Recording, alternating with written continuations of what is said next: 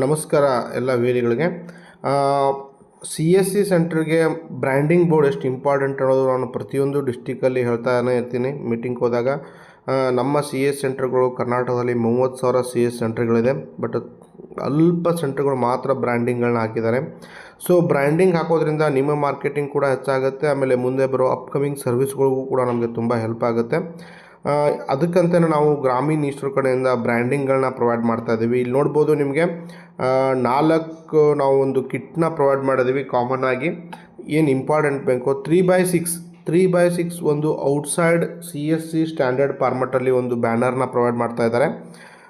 ಇದು ಬಂದುಬಿಟ್ಟು ನಿಮಗೆ 3x6 ಬರುತ್ತೆ. ಔಟ್ಸೈಡು ನಿಮ್ಮ ನೇಮು, ನಿಮ್ಮ ಮೊಬೈಲ್ ನಂಬರು, ನಿಮ್ಮ ಸಿ ಎಸ್ ಐ ಡಿ ಮತ್ತು ನಿಮ್ಮ ಅಡ್ರೆಸ್ ಜೊತೆಗೇ ಬರುತ್ತೆ. ಅದರ ಜೊತೆಗೆ 4x8 ಪ್ಲ್ಯಾಕ್ಸ್ ಸರ್ವಿಸ್ ಚಾರ್ಟ್ ನೋಡಿ. ಎಲ್ಲದಕ್ಕಿಂತ ಇಂಪಾರ್ಟೆಂಟು ನಮ್ಮ ಸಿ ಎಸ್ ಸಿ ಅಲ್ಲಿ ಏನು ಸಿಗುತ್ತೆ ಅನ್ನೋದು ವಿ ಎಲ್ಗೂ